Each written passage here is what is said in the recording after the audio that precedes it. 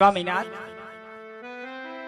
આપ તો સ્વામી જાણી રહ્યા છો કે પોકરણગઢની રાજની અંદર લાસા લક્ષ્મીને વાહલી દીકરી સગુણા આજ માંગણી ત્રણ સંતાન રમર્યા છે સ્વામીનાથ.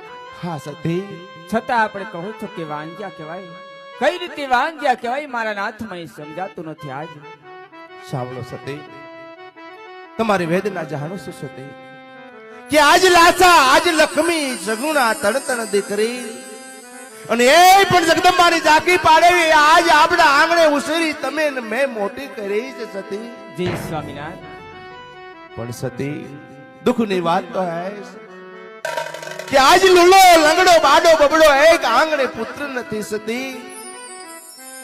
આજ મારા ગયા પછી આપણા રાજ અડીખમ કેમ રહે સતી? નહીં નહીં મારા નાથ. માટે ખુશીથી મને વન જવાની આપ રજા આપો સતી.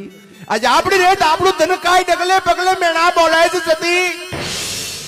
ખૂણે ખાસ કે આજ આપણી વાતો થાય છે સતી. માતા મિનળ દે આજ પિતા અજમલ, આજ પોકરણ ઘરનો અધિપતિ વાંજ્યો કહેવાય સતી.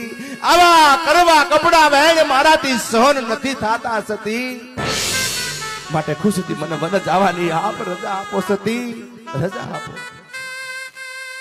જરૂર સ્વામી, હું પણ જાણી રહી છું કે આપને પુત્રના વરદાન મેળવવા માટે શ્રી કાશી વિશ્વનાથ મહાદેવને તપે જવું છે ને સ્વામી.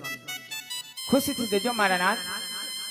પણ સ્વામી, આપ તો જાણી રહ્યા છો કે આપણી દીકરી સગુણા એ 16 વર્ષના પૂરા ઉંમર લાયક થઈ ગયા છે. હા સતી, માટે સ્વામી, આપ એમના ઘડીએ લગ્ન લેવડાવી અને એમને ખુશીથી સાસરીએ વળાવી અને પછી આપ વનવાસી થાવજો સ્વામી. સતી, દીકરી સગુણાના લગ્ન બાદ આપને હું રાજી ખુશીથી વને જવાની રજા આપી દઈશ મારા નાથ. વને જવાની રજા આપી દઈશ સતી.